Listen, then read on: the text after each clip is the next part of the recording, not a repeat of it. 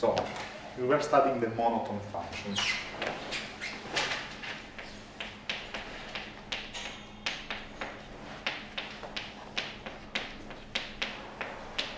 For us, monotone function will be increasing, just to define. So otherwise, specify decreasing monotone function. So, so last time we end up with this fundamental lemma, which is the Vitali. So if E is such that the outer measure of E is less than plus infinity, and F is a Vitali covering or a fine covering of E,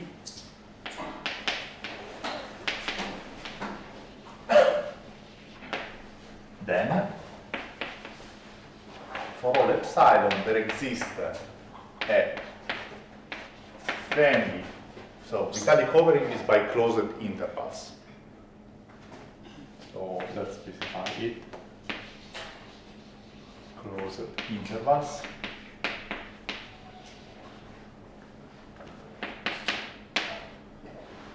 Which is contained in F and disjoint, such that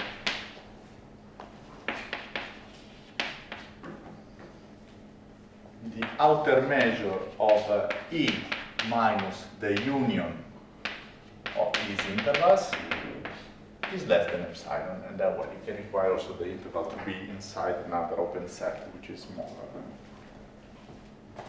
Okay. And so, does anybody recall what is a Vitali or fine covering?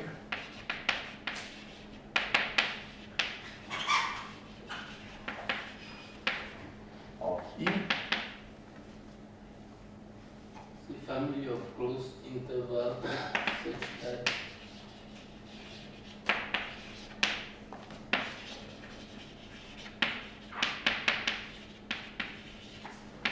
such that for all x in E and epsilon, there exists an interval in F which contains x and has a length less than epsilon.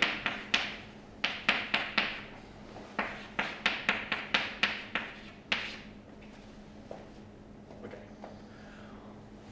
Does anybody recall which is the fundamental step here? Well, there are two fundamental, but one is the key observation.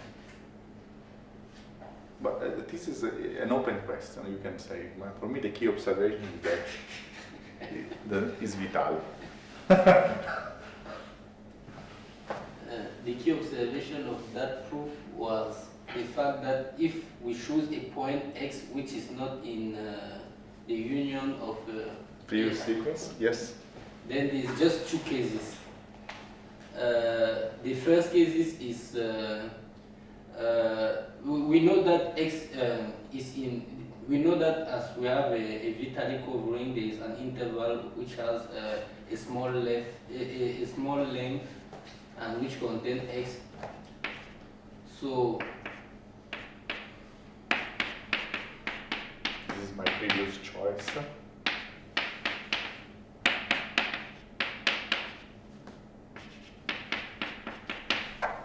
Sorry, they are closed.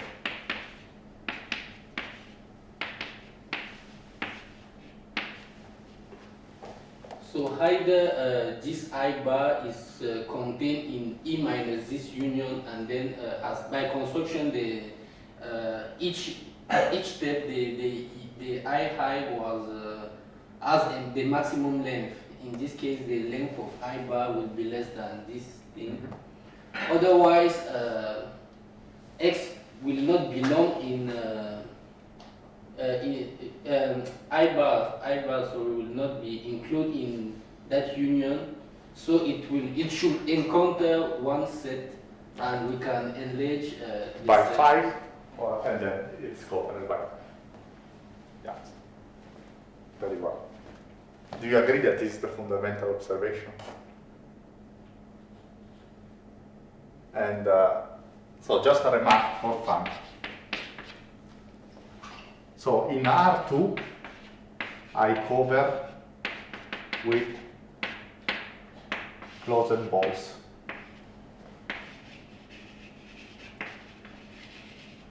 So, what do you believe is the transformation of this key observation?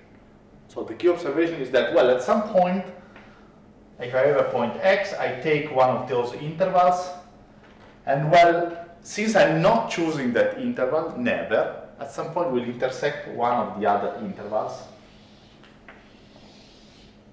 which is a radius, well, depending on the constant that we say 1/2. Remember, before was 1/2. So, what is now the observation here? It's the same. So if I enlarge my chosen interval by 5, no, certainly I cover even the other.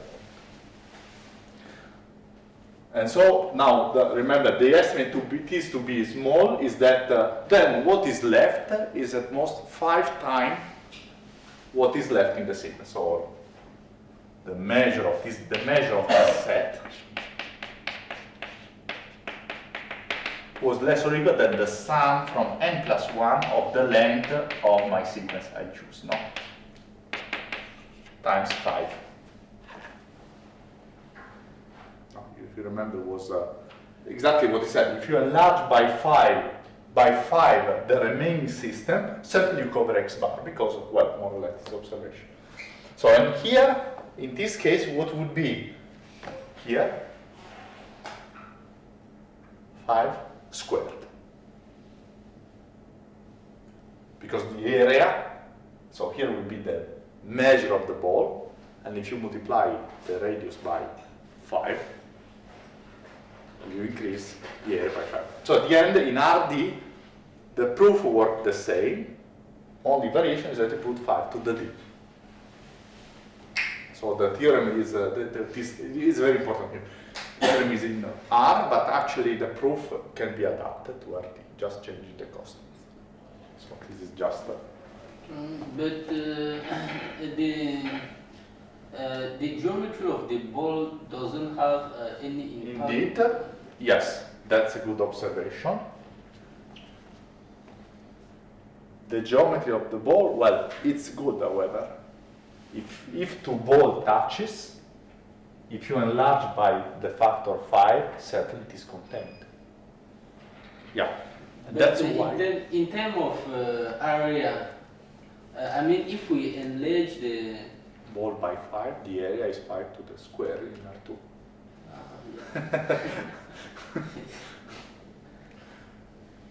But the observation is good because in R2 you have more choice of sets which seems fine, but not all sets are fine.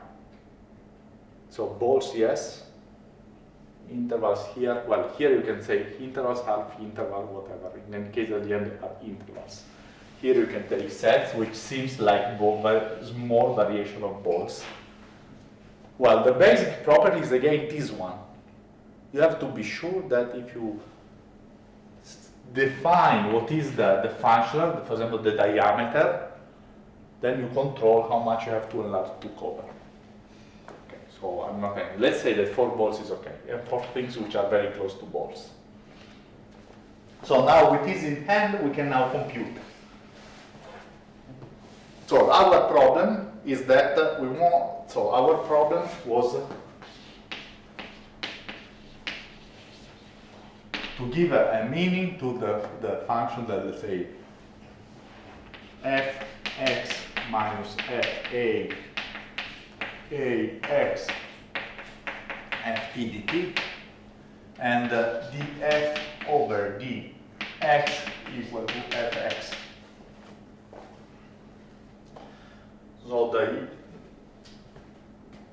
So now we will use a little bit later, but let's start defining something which is, well, to require this thing means the limit exists. You define something such that it exists everywhere. So definition is not the only way, but it is upper derivative, the notation is d bar fx is the lim for h that tends to 0 of the supremum,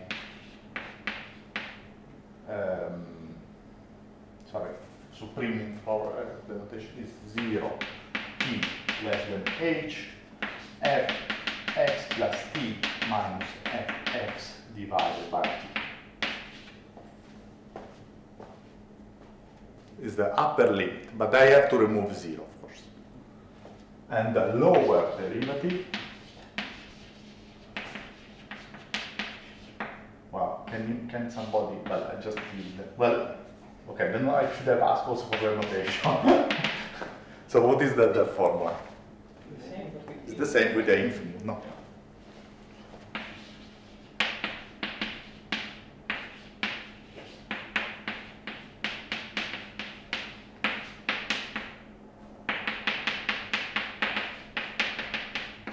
Very well.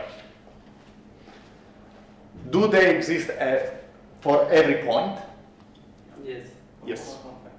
That's the good part. We have something which is, do they need to agree? No. When for a fixed x they agree?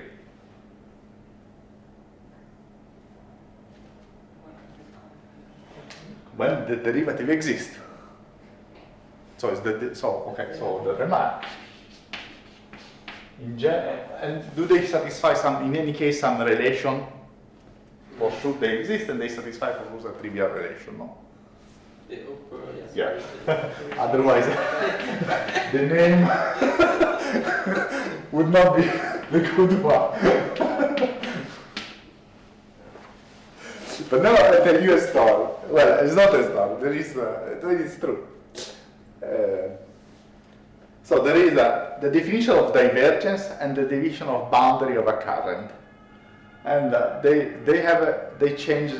So the difference is that you have a sign or not. One is with the minus, one is not with the minus. But then you start writing things, and at some point you don't understand which is plus and which is minus, because depending on how you look at the problem, I mean, just change the formula. You have plus or minus. But here you are in the safe side. And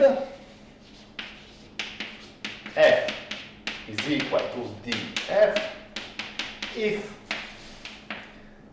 f is differentiable in x. So let's put less than infinity. Otherwise it could happen. So we don't want to have infinity. They can be infinity. They are finite, it's differential. Very difficult question. Are these functions measurable if f is, for example, Borel?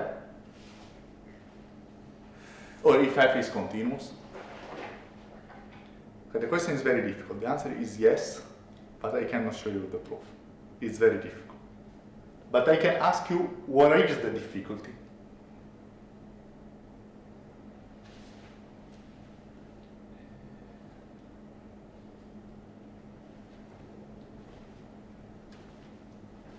The supremum is done in a family which is non-countable. So I have to be careful. And for continuous, I say instead it's easy to prove that these functions are measurable. Are Borel actually. Why? If it is continuous, I can take the supremum with a countable set, so the rational. And so this supremum is actually limited for sequences. Okay. So you see that the measurability questions is not it can be tricky, and this is a tricky point. Okay. Lemma. F increasing. So recall that from this guy we discovered that certainly if this holds imply that f is, let's say, the difference of two monoton functions, no? Question. Yeah. If you have a sequence of functions that converge uniformly to f, and they are monoton, can we say that the derivative, the lower and the derivative of fn converge to at x to the derivative? If they converge uniformly, I would say no. I would say no. Even if they converge monotonely? Yeah, because I think you can always make something that and this a goes to 0, so the limit derivative is 0, but then you see the derivative will be 1 in large sets.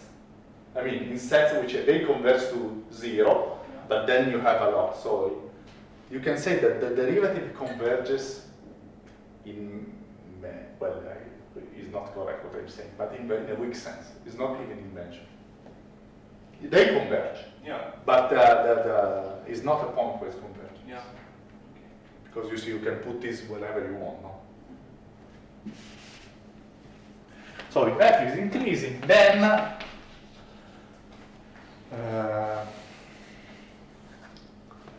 okay, something trivial. F greater or equal than 0.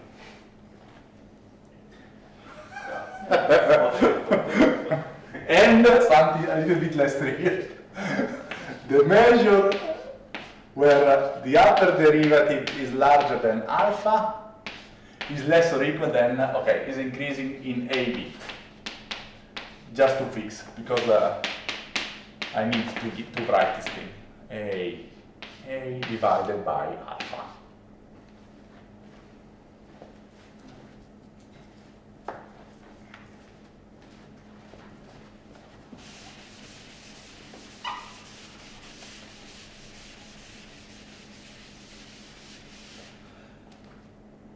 Well, this should be correct, no?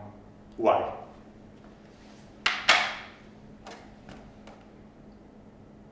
Okay, suppose that, let's take a function which is, I mean, the derivative is constant, really the derivative exists, and is constant in a neighborhood of a point. So assume that there are open sets. So, well, this set is just well, actually, this a priori is M star. Because I still don't know if this measure, but actually, for monotone functions, well, it's a continuous, but let's start M star. So, why is the second one good? I want to say that this is something we already saw, even written in another way. You remember this formula? The integral? Yeah, when it's larger than something is less than this thing. Yeah. So we are closer to this thing here, no? Because if I evaluate the integral of the derivative, where the derivative is larger than alpha, I know that is less than the whole integral, and the whole integral should be this guy, is the formula hold. Yeah, indeed we are doing more or less is the same thing. But here I need to use some different argument. I don't want to use the measurability. I don't want to use that these things, I don't want to use the later theory. The later theory that is really a consequence of Chebyshev. But so far I don't want to use that thing. I mean, is the f integrable when f is integrable? What if is the f? If f is integrable. F is a monotone increasing, Yeah, so so it certainly is integral. No. Is the f then also an Is the derivative? Yeah, I don't use that. I use M star, so I'm fine. Okay. No, but if it's correct, we can deduce this by integrating the derivative. If you have that formula, yes. But the formula is false. For monotone, we have Vitali. But you have an inequality, and then you're fine. So yes, we can deduce it at the end. but we use another way just because this would be a little bit jump back and forth from the theory, no? And now we just have a straight proof which uses the Vitali. Well, Vitali has the back function, but also gives the good lemma to solve the problem. Okay, so, but the idea is very similar to Chebyshev. The set where the thing is large should have a large, so the difference of, let's look at it. So if this guy is large, it means that there are intervals where this is large. And the sum of these intervals, so I jump up from alpha for any interval. And at the end, I cannot jump up more than A over B. And so the measure of the set, let's say, the measure of the steps I can do cannot be larger than that quantity. So I prefer, it's a little bit. Okay, so let's start. What does this mean? By definition of df, for all x in this set,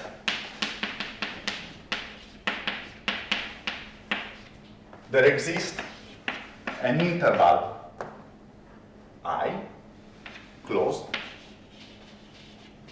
of the form, let's say, x, and then, well, we can, one of the things, all the form, you either x plus t, or x minus tx, such that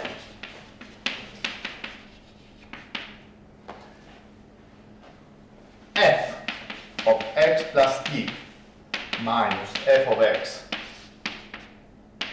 larger than alpha, or in this case f x minus t over t larger than alpha.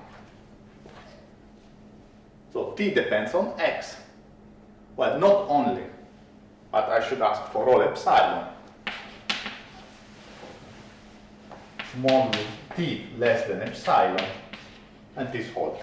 Do you agree? This is exactly so the limit means that I can take h small and there exists a t even smaller. So h can be epsilon and t can be less than. Is that a Vitali covering then? This is exactly the definition. Okay. These intervals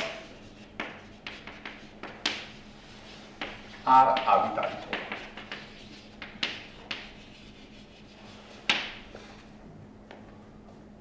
So let's apply Vitali theorem to E then.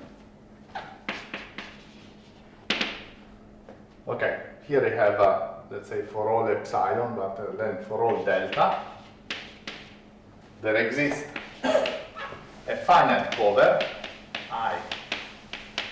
I1n, such that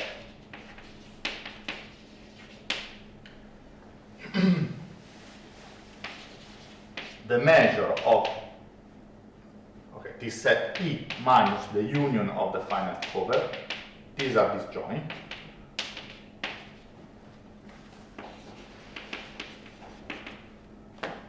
Okay, is less, the outer measure, less than epsilon.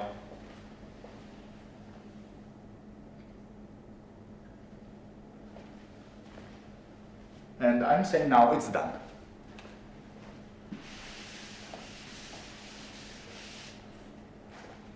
So now I have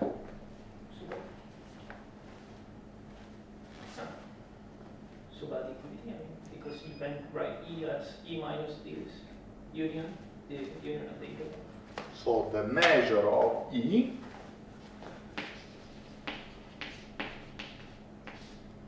is less or equal than the measure of E minus the union, plus here I can use clearly the union, and here I can use the measure. So you're right.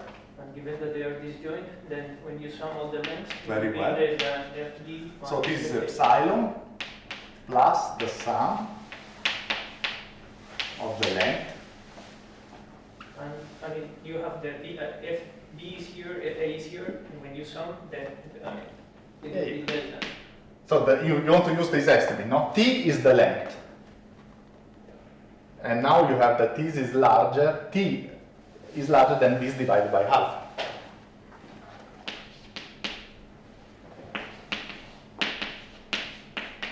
Okay, this is, well, x plus t, plus or minus t minus f of x in modulus. Then, okay, that's... I mean, you have all the interval f a, f b, and you are adding... Is pieces, monotone. so Is monotone, so I can, at most, this sum can be f of b minus f.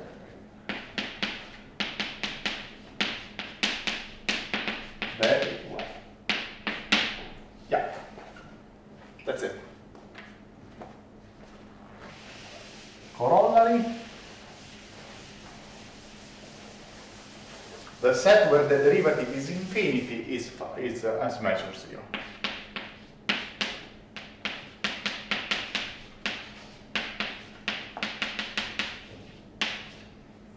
Or, well,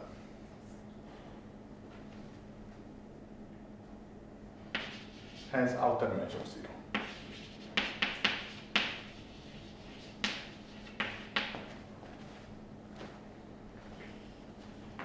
Yeah, trivial. It's contained into a family of sets which compares to as outer measure, so still again monotonicity. And now we have what saves the day.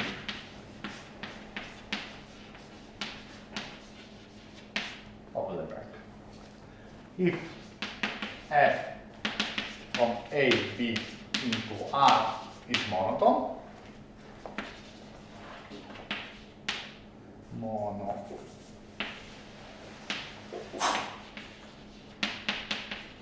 then f prime, so the derivative exists almost everywhere. So at least we have half. For monotone function, I can take the derivative almost everywhere and it gives me a measurable function. Because the limit, so if the limit exists, I can take the limit across sequences. You see the difference between the supremum, no? Now I know that the limit exists, I can use sequences. And so every sequence is converged because of the division limit, so it's certainly measurable.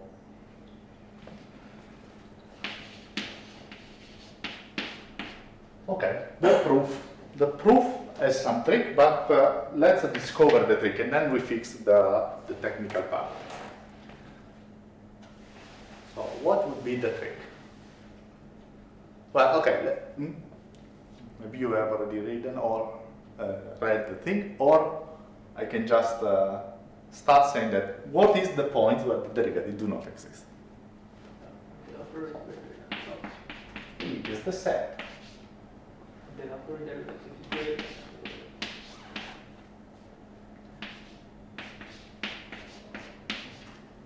We prove that this has measure 0. Yeah. But there is a problem here. Because you see, they are not well separated. There is a standard trick we need to do sometimes, no? You remember when we have, for example, to prove that okay, what was the upper limit?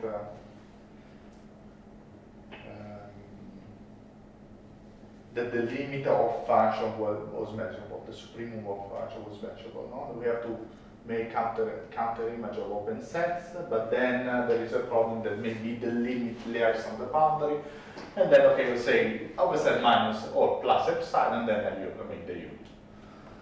So here is the same trick. So I instead of I put a fixed separation. So for example, I define A alpha beta. This is less than alpha, less than beta, less than the alpha.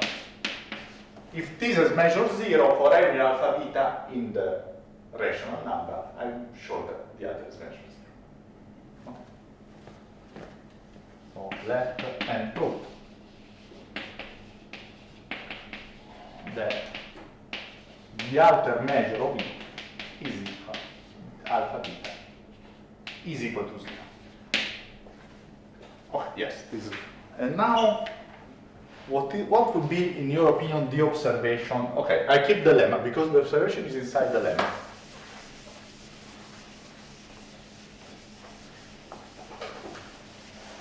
So, okay, the measure of E alpha beta is certainly less than 1 over beta f of v minus f of a. On the other hand, suppose we can prove that actually the measure of E alpha beta is larger than 1 over alpha, the lower derivative. Because look, from the definition of lower derivative means that alpha times the length of the interval, sorry, the length of the interval is greater or equal than the difference of f divided by alpha. It's the same thing we use here, but on the other side. Well, and now there is one problem that I have here. The difference of this interval I have to play in with that quantity. It's not the correct quantity. So at the end I would say, well, if I look on this side, I say that the measure of E is less than, let's say, the total variation of f, so how much f increases over E divided by beta. But then I look at this side and then I discover, well, but it's greater than the same quantity, so how much f vary divided by alpha. And then I discover that the measure of E is less than, I discovered that since the df is the same, I have that the measure of E divided by beta should be larger than the measure of E divided by alpha, which is a contradiction. So the idea is that if you have so let's make the drawing a drawing when you understand better. So this is E, and then I look at the image of E.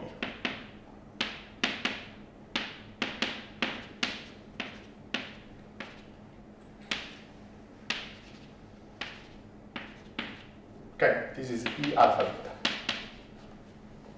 And now I assume I can use more or less the same. Well, I assume that I can use. I should use this a little bit refined. So, first I say, well, if I look on the beta side, I discover that this measure should be less than this variation, let's call it V divided by alpha. But then I look at the other side. The other side says that the measure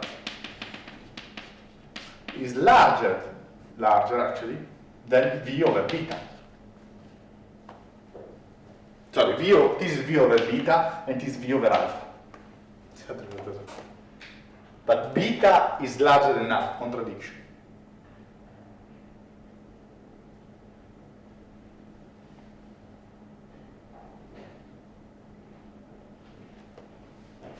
So, because the image of the set is the same. The image of the set is the same. On one hand, I know that the derivative is less than, let's say less or equal because it allows it, less than beta. And then I say that, well, this cannot, well, I know the derivative is larger than beta, so this cannot be larger than this quantity divided by beta. Otherwise, when enlarged by a factor beta, is larger than my V. But then I look on the other side, well, it should be larger than some quantity, because I know that the image of this set, if I look on the other side, is smaller than, so alpha, V is less than this divided by alpha. You understand what is the point, no? So I have two estimates on how much is large V. And these two estimates, they do not match. Okay, so now, with this sketch in mind, we do the proof. So the proof, let's start with this guy over here. So this guy over here gives again a Vitali covering. So, so 1 minus f larger less than alpha, so gives a Vitali covering. And so I can take I disjoint, let's say I disjoint, and you know that the measure of the outer measure of E alpha beta, well, we do the same. In this case is larger, because I'm using the other side, no? So is larger than or well, I can say this is a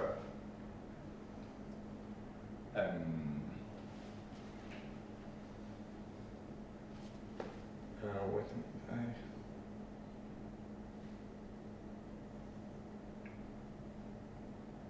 I have a doubt here. What if I do this correctly?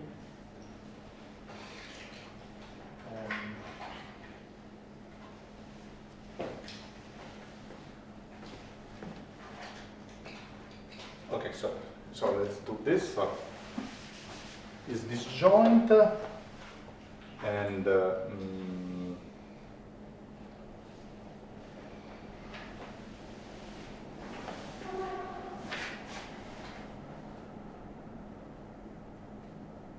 I have a doubt, I tell you, because I want to use that essentially this is E alpha beta, and then I cover almost everything with the sequence. And I want to have that what is left outside is small.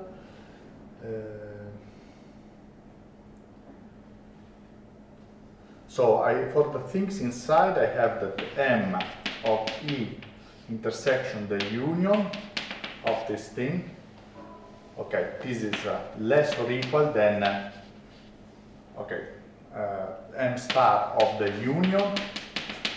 And this is, I used the lower, so this is less or, this is, wait a minute, I have one second, I have a doubt.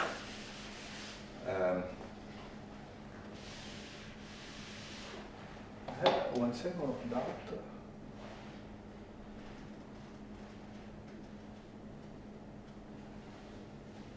So let's so I do these intervals, and then and then I add the O. So this measure of O, because I want this to be larger than 1 over alpha. Okay, yes. So I take an open set such that the measure of the open set is less or equal than the measure of my E alpha beta plus delta. Yeah, that's what the step. That's what's the step. Now this open set. Outer measure. The outer measure. Yeah. And then I take the Vitali covering inside O of E. So now I have that the measure of, let's say, O is equal to the measure of O minus the union plus the measure of the union. And well, I can assume that this difference, well, is clearly what is left outside of E plus what I take in E. So this quantity is less or equal than 2 delta plus, okay, now I use the lower, so I have that, is larger or equal than delta, because what I left here outside, well, actually I don't need it. This I don't need it. It's larger than this sequence, because I'm on the lower side. So the sum of the measure of the intervals, okay, now it works. So I take an open set which is small, and then I measure this open set. So they contain these intervals. So it's larger than the measure of the intervals, and then for each intervals I can use this estimate here. So from this estimate, this is larger than 1 over alpha, the sum of FBI minus FAI. Okay.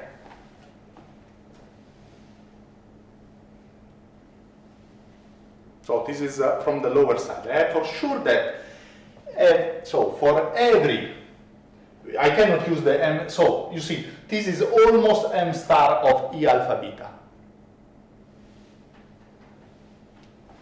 So, and that was the estimate I need.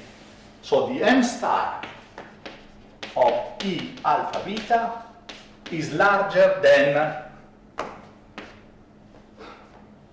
1 over alpha, the sum FBI minus FAI minus this delta. So I cannot really take the image of the set, so essentially this estimate here is replaced by, well, you enlarge the set, but you control how much you enlarge the set. And then you take the image. The image tells you that, well, the image of the suitably chosen set is less than alpha times the partition here, and then okay, you have to remove, to control a little bit because you need to take open sets, and then you put that minus delta. So this is the estimate from the lower side. Now we do from the upper side. So from the upper side, so in each of the intervals,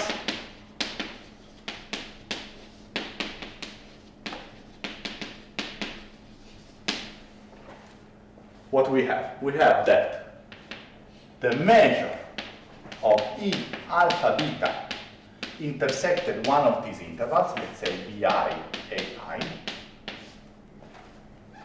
closed. We apply the lemma, is less than 1 over beta F BI minus FAI.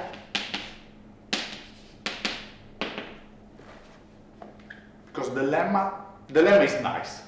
Since you want an inequality, you can certainly enlarge this set,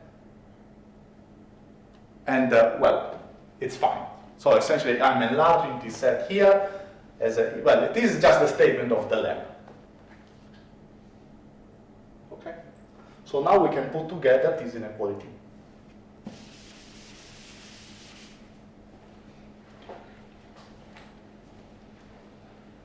So sorry, each interval is just a difference of ones.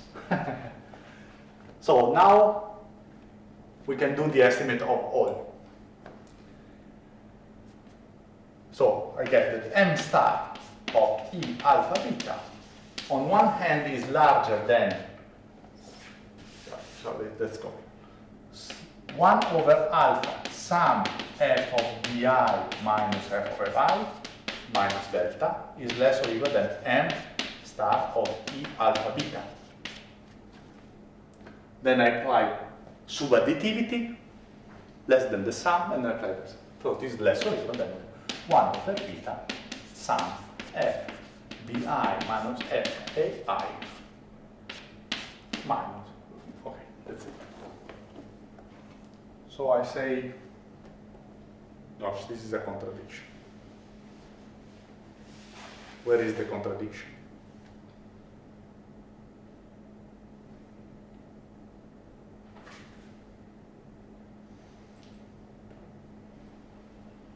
Delta is positive.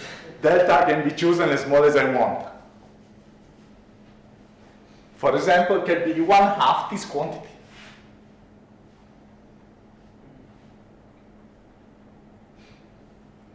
So at the end, or well, this tells you that, or well, I can say from this one I get that 1 over beta minus 1 over alpha sum FBI minus FAI. Well, and this difference, you observe that, well, this cannot be 0. So this quantity cannot be 0. So this quantity at the end is for any covering is larger than a fixed quantity, no? So I can, because, well, it's fine if this is 0, but this quantity from this estimate is not small. There is no way to make it small. And this should, then from this is larger than minus delta, or vice versa, with a minus, because this is the correct way. And this quantity is non-zero. And delta can be arbitrarily small. It's possible, unless that is 0. So it's a contradiction, no?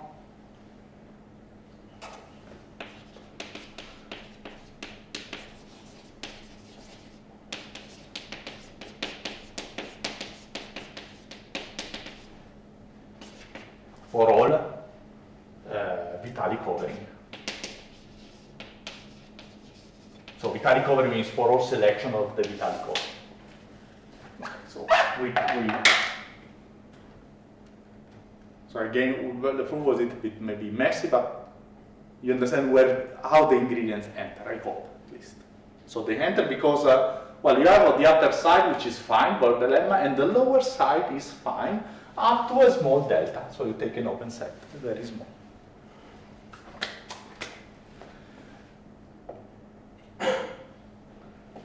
Okay, so after we have this, the next question is, we have the derivative. It's the integral of f prime is equal to capital F. Well, we know it's not true, no? Because we have Vitali function.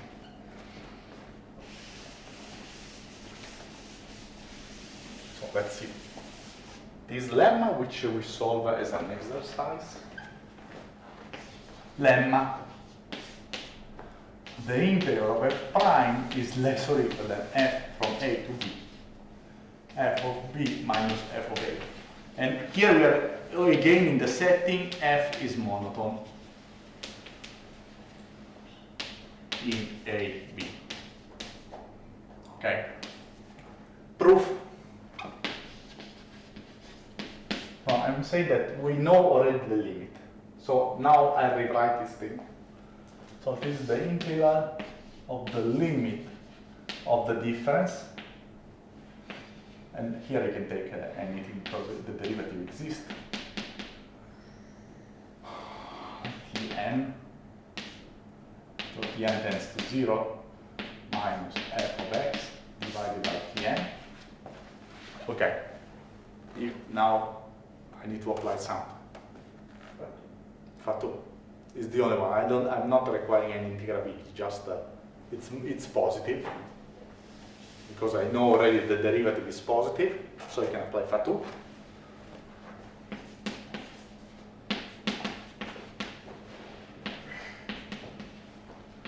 So n tends to infinity. So it's f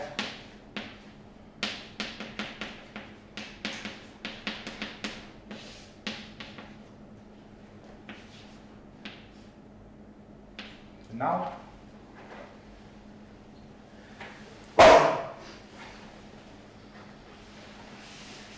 Now it's a trick that we will use several times. Well, it just split the integral. Because this is just 1 over Tn. So you're integrating from a to b with the minus f.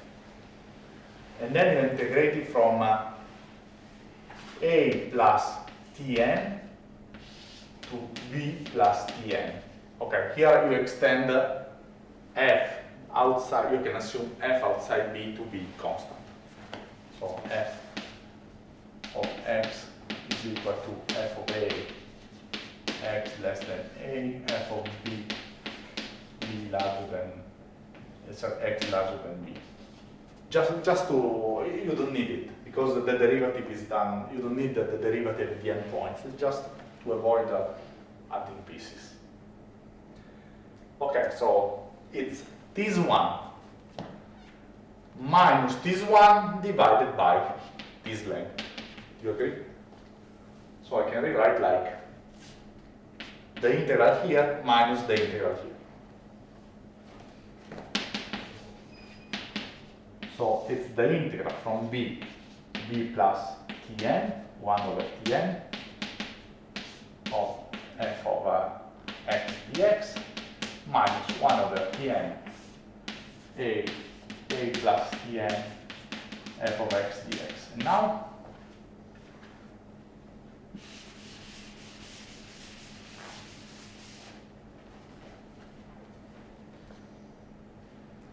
okay, here I said that outside b is constant. So this is really b times tn.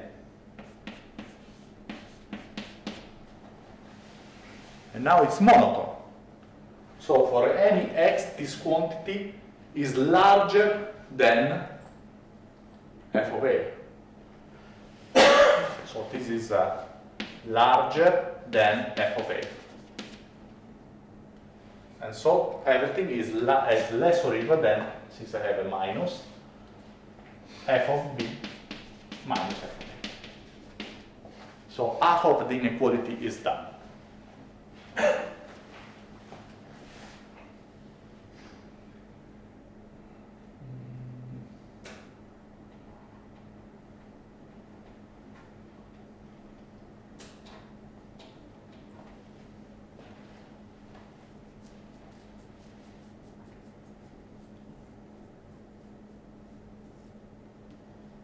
Okay, these are some exercises you will see in Monday. Let's go on.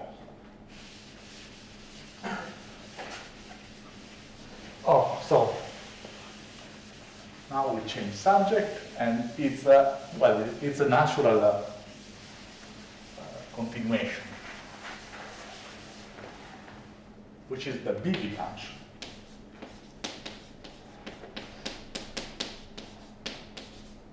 So the BV functions are functions which are so we remember, we observed that if I want the fundamental theorem of calculus to hold in this setting, I need to have that the function is the difference of two monotone functions.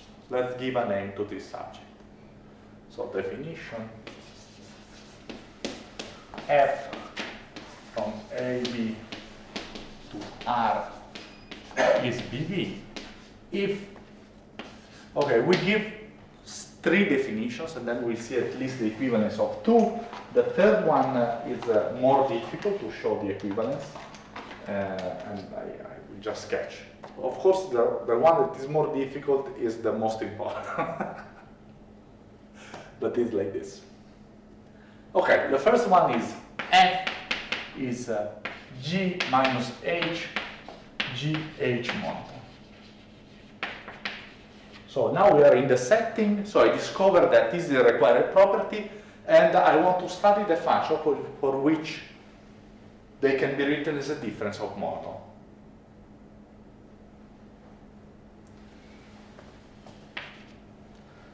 The total variation of f, which is equal to the sup over all partition A equal to T0 less or equal than T1 less or equal than Tn equal to B of the sum f Ti plus 1 minus f of Ti I equals 0 to n minus 1 is less than plus infinity. So the total variation, so the oscillation of f add up with the modulus. So like the absolute variation of what it is the variation. And finally, the most well that I like most is that f of x minus f of a is the integral from a to x. So let's say is the measure of a x, and me is a Borel measure. And this holds, let's say, up to counter dimension.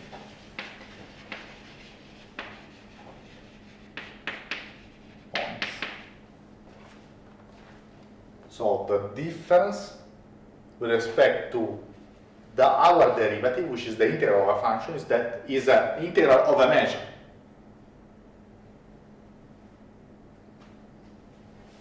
And this is the one that you extend to any dimension, even in metric spaces. So in that case, you have to think differently, but the distributional derivative of f is a measure. Okay. So now we see. So we discover something important, no? That the fundamental theorem of calculus may hold for PV function, but I have to relax the requirement about what I'm integrating. I'm not integrating a function.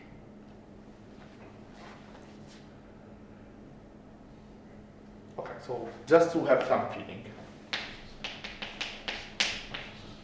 Monotone implies BV. Since I don't have the equivalence of the definition, this we will not consider. So, okay, the first one is trivial. How about the second one? It's FB minus F of A. Yeah, because being monotone, the absolute value disappear. Lipschitz implies BV. So Lipschitz means that f of y minus f of x less or equal than L, and L is a fixed constant. This is the Lipschitz constant. Yeah. Why? Hmm? It's pardon? I think it's setwise this condition. This why? Yeah. Why? But when you split that L, Is L times the E length. minus. Yeah. And what?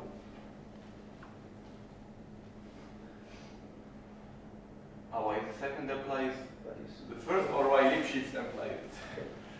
Which? Okay, so let's prove that thing. So lemma, I state two parts. So x maps to the total variation of f from A to x closed is monotone. Point one. F of x minus f of A plus the total variation of f from A to x is monotone.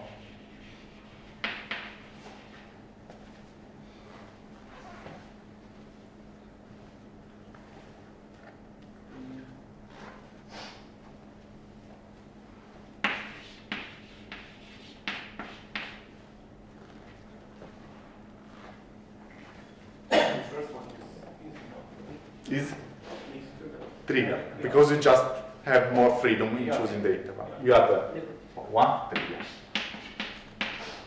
Second one.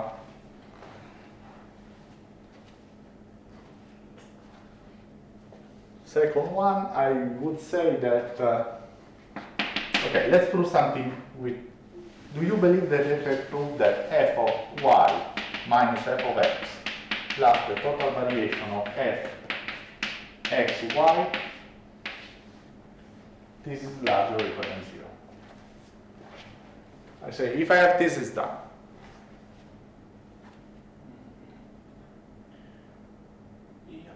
Yeah. If I have this, it's done, no? Yeah, exactly. Because if I have this quantity, it means that whenever I compute, well, if I add a piece, I'm just adding something which is greater than 0. Because I write f of x minus f of a plus f of a minus f of b, and then I have all this, I just increase it. So why is that true? The second? Yeah. Or maybe you say it's trivial.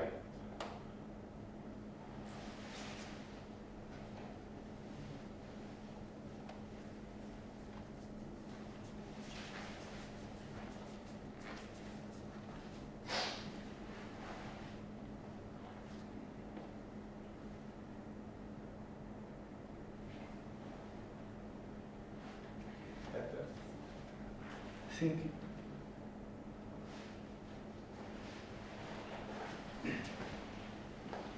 Okay, so f of y minus f of x less or equal than the total variation. Sorry, this is with the minus. It's the opposite. This one I want to prove. Because sorry, this one is what I want to do. And then I have that, wait a minute, no,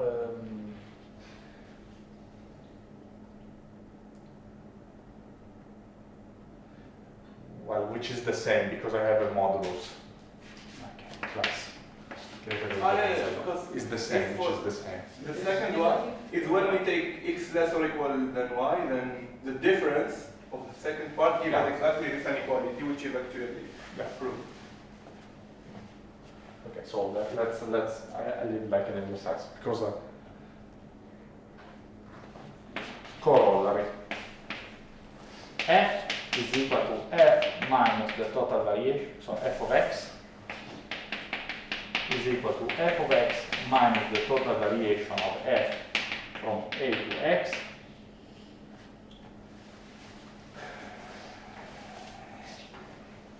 plus total variation of f from a to x.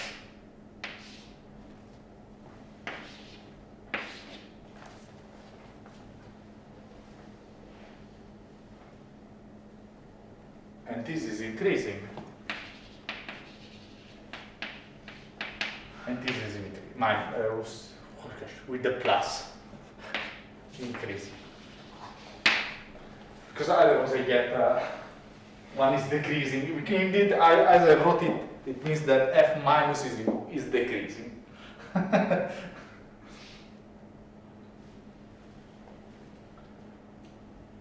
Okay? So, the second one implies the first. Because of this quantity is finite.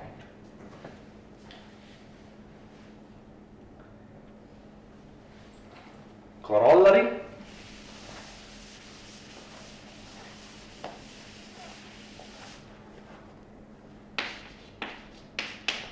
F is BV, then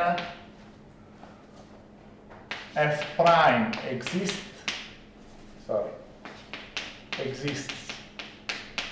almost everywhere X, and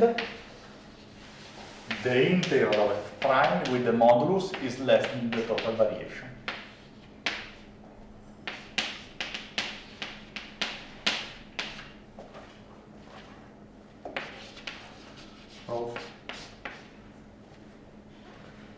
Well, okay, let's say S less than plus infinity, so because I see that total variation we'll see later. But actually the end will be less than total variation.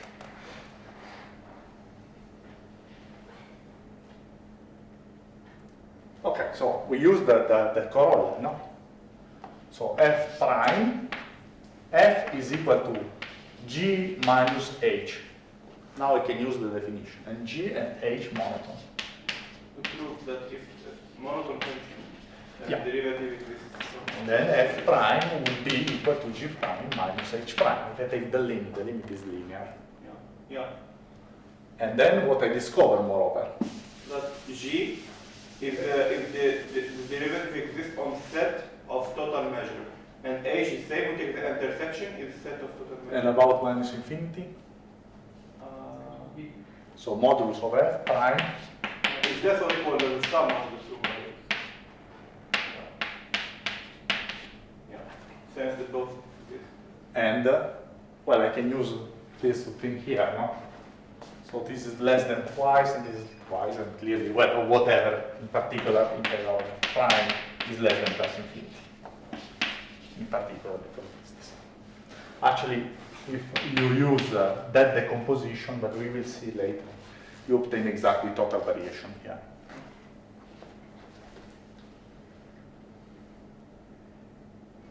This is a nice exercise.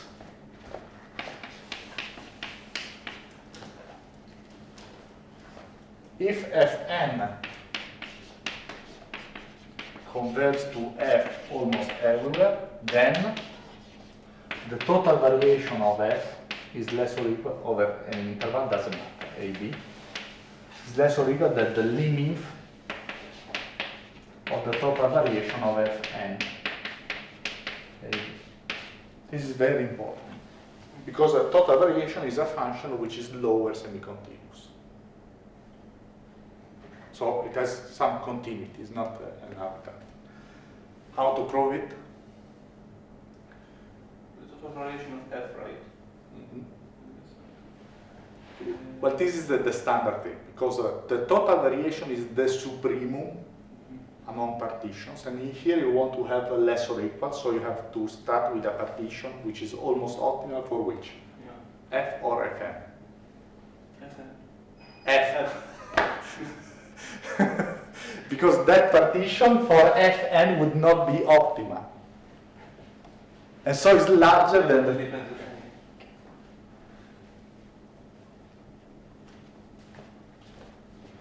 Okay, and now we conclude.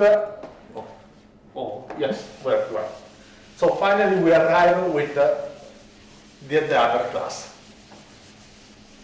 and so BV is the class for which they require to be the difference of two monotone functions, and then we are fine.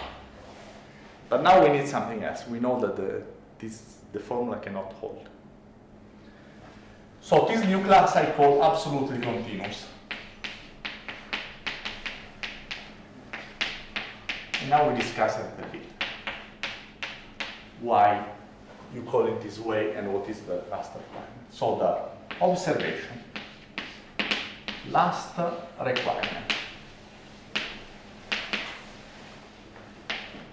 In order to have f b minus fa is equal to, let's say, integral from a to b, or let's say for any x, and for any y and x.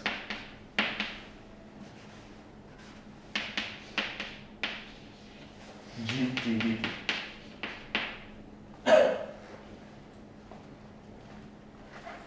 Okay, something is already suggested. Continuous. We did this observation. F should be continuous. So monotone functions are not continuous, PV functions are not continuous. And indeed, the thing does not work. How to prove continuity? From the formula. So I assume the formula holds, and I want to say F is continuous. We said last time, no? When y converges to x, the measure of the set goes to 0. Yeah. And for integrable functions, the integral goes to 0, no? Because g is equal to 1. But actually, this thing is even a little bit bigger, no? It's not just, because here is the limit among intervals. Yeah. So what is the continuity of the interval with respect to converged sets? If En converges to E, so here we are in AB measurable is finite, then the integral over En of G converges, which is what I apply here, because I converge to a point, but I'm using something which is requires more. Because to have that continuity, I just say that, well, the measure of points is 0. I could say something like that, well, the measure of points is 0. But here is more regularity. So let's see the following. If the measure of E is equal to 0, then the integral of G tends to 0. So it's the statement that I would apply here, but in a more general setting. I'm not requiring this limit to be a point. You see now the difference. So are we able to rewrite this property just for f without assuming you have a derivative? So I discovered that actually if the formula holds, I'm using to prove the continuity, so the sentence here, something which is stronger than what is needed, is much stronger. And then, well, if I'm able to rewrite this property for f, it's a property they must require. Because otherwise, I'm sure this formula cannot hold. And the property that I'm adding is called absolute continuity. You understand? So that's the reason of the name.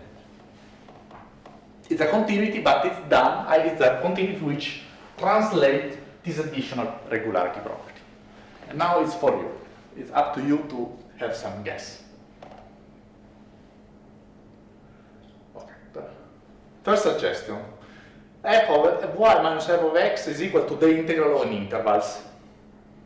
So instead of having En or E, I need to have intervals or union of intervals. Because the formula up there, I mean, I cannot say if I have a very strange set here, I'm integrating, how I can represent F? It's nonsense. So state it is this property for union of intervals.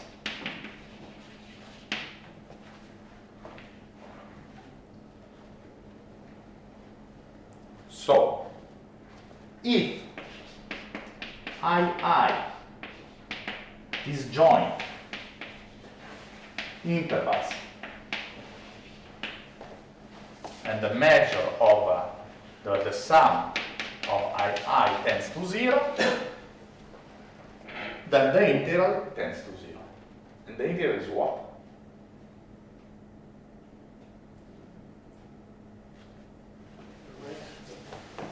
The sum of f, let's say let's say is equal to ai bi. Bi minus f of ai, and wait a minute, I need also to take care of the sum, because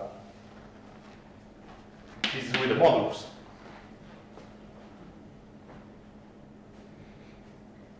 So I put the modulus here. It's if you want to translate that property, you can only do that way. This tends to 0.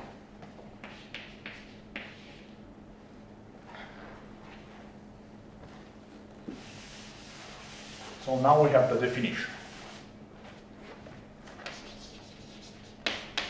F from A, B is absolutely continuous if, okay, instead of, I have to express now the limit. If I are disjoint intervals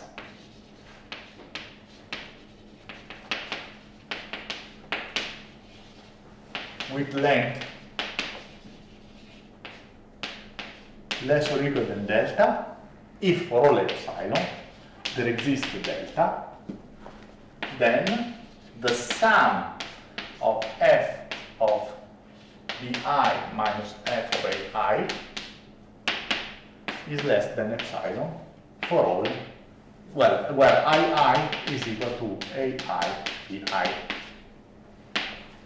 Okay, it's just the last formula rewritten. Well, instead of framing the limit, I just use the epsilon delta notation. For instance, you can say that PV functions are absolutely continuous. Let's see. Well, first of all, we have a Vitali function. Is Vitali function Bivu? The Vitali function, the David staircase, is Bivu, but it's monotone. Yeah. Then it's BV. The total variation is 1. Yeah. But when we defined the PV function third property, we said that f of x minus f of a is equal to a measure of the interval is the measure, and the measure is a countermeasure on that counter set, actually. Well, of course, you cannot call that measure differently. It's on a counter set, you count a countermeasure. And then you say that 1/3 countermeasure to recall that the constructor is divided by 3, remove the middle one. Yeah, that's, if I have time, I really would like to arrive to that measure. It's very nice. Okay, so we have the example, which is the Vitali or David staircase. David Cantor, whatever.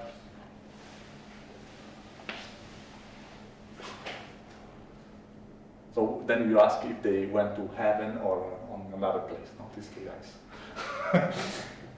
Okay, so phi. So phi is phi dv. Is phi dv? Yes. It is monotone. And actually the total variation is equal to 1. Is phi continuous? Yes, by construction, no? Is the uniform limit of continuous function. Is phi absolutely continuous? No. Because if we take some of the scale, it tends to infinity, but Yeah, because we know there is a set of measure 0 which is mapped on a set of measure 1. yeah. So there exists E, the measure of E is equal to 0, and the measure of phi of E is equal to 1. That clearly, it means that you take an open set less than delta, that this is always be 1, no matter what is delta. So BV functions are not absolutely continuous.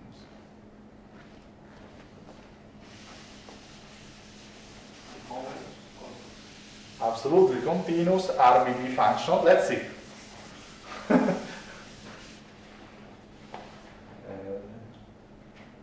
Yeah, it's exactly here. Here, if f is absolutely continuous, then f is BV. Something else. Okay, that's it.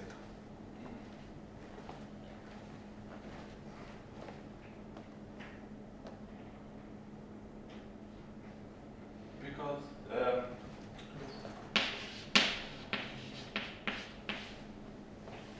idea if we take small partition of lot of intervals for which the length Of sides, what will be the size of the partition? epsilon. Okay, just to simplify, suppose that I take partition into intervals exactly of size delta. It's delta over the number of integrals. Exactly. Total variation is less or equal than epsilon over delta. Yeah. Oh, sorry, times the length of the interval. Yeah. Because this is the number of intervals, and in each interval I'm sure that I have epsilon. And now general case. General case, it seems confusing, but instead it's exactly here.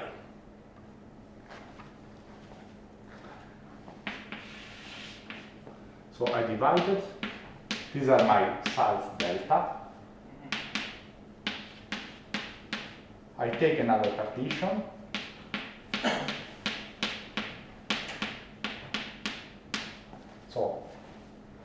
So these larger are my steps, delta steps. And then these are other partitions. So I can assume by refining the partition that these points belong to the partition. And now when I add the sum of f here, this will be the total variation inside this interval, which is again epsilon. So the number is exactly that guy. Do you understand the proof? Okay. So yes, so we discover Absolutely continuous is strong. so as a remark, So we discovered that absolutely continuous is contained into BV. And now I want to put the continuous function. Continuous functions are not BV necessarily. Yeah. Continuous. So C0 function. And C1? Are BV. Yeah. And what? are they absolutely continuous? C1? Because they are. Yeah, classical analysis. C1 is inside here. And monotone? I don't know. Monotone? Is monotone BV? Yes. It's absolutely continuous? No. It's continuous? No. No. So, okay, it's a transversal set. Sorry, it contains AC. No, there is a transversal set. So, this is monotone.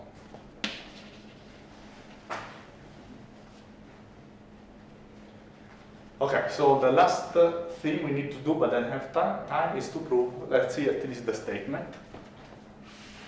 So let's keep this guy, and the statement is the statement you expect.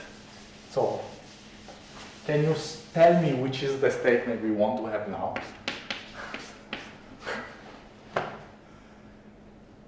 Is the statement we want to have. If f absolutely continuous,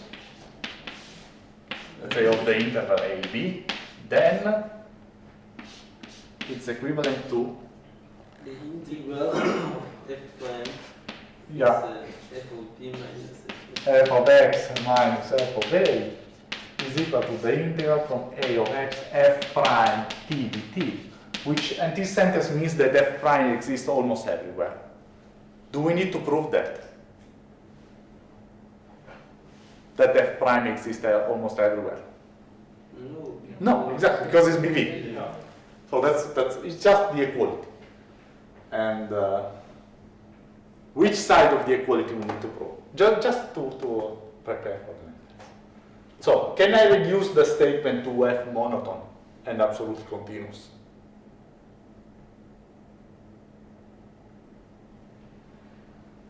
It's the difference of values. Yeah, and then, but you have to prove that actually the difference of two monotone functions we have is absolutely continuous. It can be difference of two monotone functions, but not absolutely continuous. So it's a little bit tricky. Okay. You understand now the point? You decompose f into two functions, and then you know the monotone functions are divisible, but you don't know if the monotone functions are absolutely continuous. So it's a little bit something. But if we can do that, there is only one inequality, larger or equal, no? Because the other one is was for free. Okay, so let's stop here. I have a question as an exercise. If f is AC, is x maps to total variation of f from A to x AC? And this answer to your question?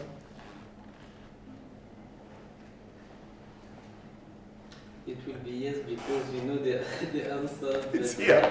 No, what? It's here. Ah, yes. Yes.